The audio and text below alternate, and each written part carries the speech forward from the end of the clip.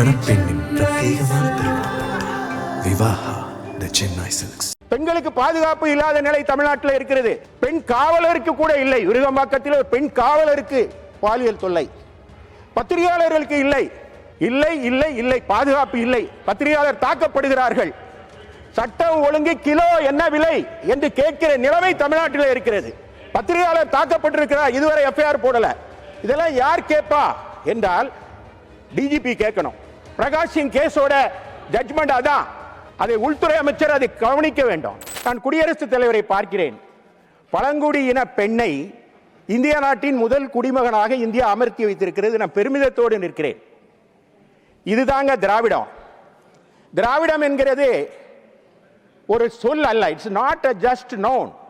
It's action plan. Upliftment of down trodden.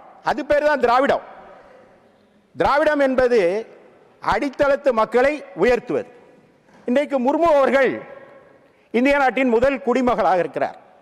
இதை முதல்ல யார் செஞ்சா தெரியுமா? அனைத்து இந்திய அண்ணா திராவிட முன்னேற்ற கழகம். சௌத்ரி சரண் சிங் அவர்கள் இங்கு பிரதமராக இருக்கிற போது, தமிழ்நாட்டில் இருந்து மந்திரி சபையில் இடம்பெறலாம் என்ற ஒரு வாய்ப்பு வருகிற போது, ஒரு தலித் இன பெண்ணான சத்தியவாணி முத்துக்கு அந்த வாய்ப்பை பெற்று தந்தவர் எங்களுடைய தலைவர், புரட்சி தலைவர் MGR. Upliftment of downtrodden. இந்தியாவிலேயே முதல் தலித் பெண் அமைச்சர் என்ற பெருமையை பெற்றவர் சத்தியவாணி முத்து. அதற்கு காரணம் அனைத்து இந்திய அண்ணா திராவிட முன்னேற்ற கழகம். எங்களுடைய இதை புரட்சி தலைவர் செய்தார் என்றால் அதற்கு அடுத்தபடியாக வந்த அம்மா, அவர் தனபால் என்று ஒரு பட்டியல் இனத்தவரை சபாநாயகர் ஆக்கிறார். எல்லாரும் போய் அவர் வணங்குற மாதிரி, எதிர்க்கட்சி தலைவர், ஆளுங்கட்சி தலைவர், அமைச்சர்கள்லாம் வணங்குற மாதிரி சபாநாயகர் ஆக்கியவர் புரட்சி தலைவி அம்மா. நீதி கட்சி தான் எங்களுக்கு முன்னோடி. நீதி கட்சியினுடைய நோக்கம் என்ன? கம்யூனல் ஜியோ.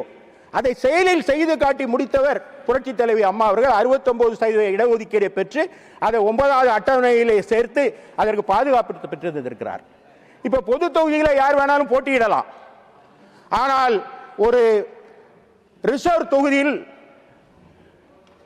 பட்டியலினத்தை தவிர வேறு யாரும் போட்டியிட முடியாது. ஆனால் பொது தொகுதியில் எங்கேயாவது ரிசர்வ் ஒரு பட்டியலினத்தை தவிர தேர்தலில் நிறுத்தி இருக்கிறா எந்த கட்சியாவது? அனைத்து இந்திய அண்ணா திராவிட முன்னேற்ற கழகம் புரட்சி தலைவி அம்மா ஜெயலலிதா அவர்கள் நிறுத்தினார்கள். தலித் எழில் மலை என்று ஒருவரை நிறுத்தி வெற்றி பெற வைத்தார்கள். இதுதான் திராவிடம். இதுதான் திராவிடம்.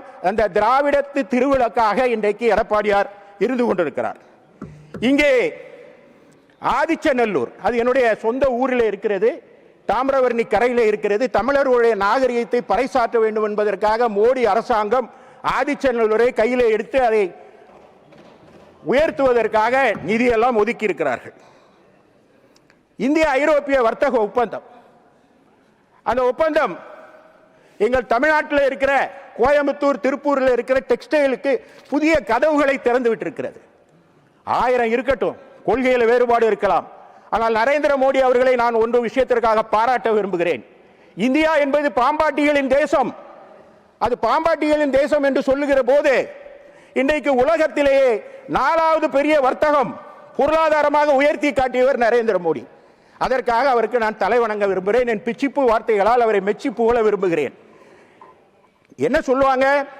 ஜப்பான் அப்பார், பிரான்ஸ் அப்பார், ரஷ்யாவை பார் என்று சொல்லிக் கொண்டிருந்த தேசத்தை ஜப்பானும் ரஷ்யாவும் பிரான்சும் நமக்கு பின்னால் இருக்கிறது என்ற நிலையை உருவாக்கி காட்டியவர் நரேந்திர மோடி. அதற்காக நான் அவரை பாராட்டுகிறேன். பிரிட்டிஷ் இந்தியாவை பிரிட்டிஷ் அடிமைப்படுத்தி இருந்தது. இன்றைக்கு பிரிட்டிஷ் நமக்கு பின்னால், பொருளாதாரத்தில் நமக்கு பின்னால் இருக்கிறது. இதை நாம் பாராட்டி தீர வேண்டும். எவ்வாறு இந்தியா முன்னேற்ற பாதையிலே சென்று கொண்டிருக்கிறதோ அதுபோல தமிழகமும் தலை நிமிர்ந்து இருக்கிறது. நேற்றைய தினத்திலே அருமை நண்பர் சிவா இங்கு பேசினார். தமிழகம் தலை நிமிர்ந்து இருக்கிறது, நாங்கள் முன்னணியில் இருக்கிறோம்னா, கடந்த 50 ஆண்டுகளில் 31 ஆண்டுகள் ஆண்ட இயக்கம், தமிழ்நாட்டை ஆண்ட இயக்கம் அதிமுக. எம்ஜிஆர், ஜெயலலிதா அம்மா, எடப்பாடியார் 31 ஆண்டுகள். அதன் விளைவாக என்னன்னா, நேஷனல் எஜுகேஷன் பாலிசின்னு ஒன்று வச்சிருக்கோம். அதில் 2035 உயர்கல்வியில் 50% எட்ட வேண்டும் என்பது இந்தியாவுடைய இலக்கு. நாங்கள் 15 வருடங்களுக்கு முன்பாக எடப்பாடியார் ஆட்சியிலேயே 51.4% உயர்கல்வியிலே எட்டிவிட்டோம். கிரீஷ் கர்மான் விருது உணவு உற்பத்தி 4 முறை விருது பெற்றிருக்கிறோம். உள்ளாட்சியிலே 140 விருதுகளை பெற்றிருக்கிறோம். இப்போ இவ்வாறு இவ்வளவு வளர்ச்சிக்கு யார் காரணம் என்றால் தமிழ்நாட்டை ஆண்ட அதிமுக ஆட்சி காலம். 11 மருத்துவக் கல்லூரிகள், 10 பல்கலைக்கழகங்கள், இதெல்லாம் அதிமுக ஆட்சியினுடைய. இவ்வாறு ஒரு மாநிலம் வளர வேண்டும் என்றால் மத்திய கை கொடுக்க வேண்டும். நாங்கள் உறவுக்கு கை கொடுப்போம், உரிமைக்கு குரல் கொடுப்போம். மெட்ரோ ரயில் தமிழ்நாட்டுக்கு இல்லை, மதுரையிலையும் கோவையிலையும் தரவில்லை. நான் படித்து பார்த்தேன் எதற்காக தரவில்லை என்றால் அதற்கான திட்ட மதிப்பீடுகளை ஒழுங்காக அனுப்பவில்லை என்று. நான் இந்த அவையிலே சொல்கிறேன், 3 மாதங்களில் அனைத்து இந்திய அண்ணா திராவிட முன்னேற்ற கழகம் தமிழ்நாட்டில் ஆட்சி அமைக்கும். அமைத்ததும் புதிய ஒரு பட்டியலை நாங்கள் அனுப்புவோம், அதை நீங்கள் பெற்று தர வேண்டும் என்று கேட்டுக்கொள்கிறேன். இந்த அவையிலே இன்னொன்றை குறிப்பிட விரும்புகிறேன். நான் பிறந்து வளர்ந்த மண் கூடன்குளம். அந்த கூடன்குளத்திலே அணு உலை கார்ப்பரேஷன் இருக்கிறது. உலகத்துக்கு வெளிச்சம் தர்றோம், மின்சாரம் தரோம். ஆனால் கூடங்குளம் இருளில் இருக்கிறது. அந்த மக்களுக்கு வேலை வாய்ப்பில் முன்னுரிமை இல்லை. அதை நீங்கள் மறுபரிசீலனை செய்ய வேண்டும். அதுபோல 8 லட்சம் மக்கள் சிவகாசி பட்டாசு தொழிலில் ஈடுபட்டிருக்கிறார்கள். அந்த சிவகாசி பட்டாசு தொழில் இன்றைக்கு நசித்து போகும் நிலையில் இருக்கிறது. ரெட் கேட்டகரியில் இருக்கு. அது ஒயிட் கேட்டகரியா மாற்றுகிற வல்லமை, அதிகாரம், அதற்கான சட்டத்தை ஏற்றுகிற வல்லமை இந்த நாடாளுமன்றத்துக்கு இருக்கிறது. எனவே இந்த அரசு அதை கண்காணிக்க வேண்டும். அதுபோல கன்னியாகுமரியிலிருந்து காஷ்மீருக்கு ட்ரெயின் இருக்கு, ஆனால் அருகிலே இருக்கிற ராமேஸ்வரத்துக்கு டைரக்ட் கனெக்ஷன் இல்லை. அதை எங்கள் ஊரான திசையன்விளை வழியாக ஒரு புதிய ரயில் பாதை ஒரு 40 கிலோமீட்டர் புதுசா லே பண்ண வேண்டியிருக்கும். ஏற்கனவே பிரிட்டிஷ் பீரியட்ல இருந்ததா டிஸ்மேண்டில் பண்ணியிருக்காங்க. அதை நீங்கள் பெற்றுத்தர வேண்டும் என்று கேட்டு, பெண் குடியரசுத் தலைவர் இந்தியாவை ஆள்கிறார். ரொம்ப பெருமிதமா இருக்கு. அந்த பெண் குடியரசுத் தலைவர் இருக்கிற ஒரு நாட்டில் இருக்கிற தமிழ்நாட்டில் இன்னைக்கு பெண்களுக்கு பாதுகாப்பு இல்லை. பெண்களுக்கு பாதுகாப்பு இல்லாத நிலை தமிழ்நாட்டில் இருக்கிறது. பெண் காவலருக்கு கூட இல்லை. விருகம்பாக்கத்தில் ஒரு பெண் காவலருக்கு பாலியல் தொல்லை, பத்திரிகையாளர்களுக்கு இல்லை. இல்லை இல்லை இல்லை, பாதுகாப்பு இல்லை. பத்திரிகையாளர் தாக்கப்படுகிறார்கள். சட்டம் ஒழுங்கு கிலோ என்ன விலை என்று கேட்கிற நிலைமை தமிழ்நாட்டில் இருக்கிறது.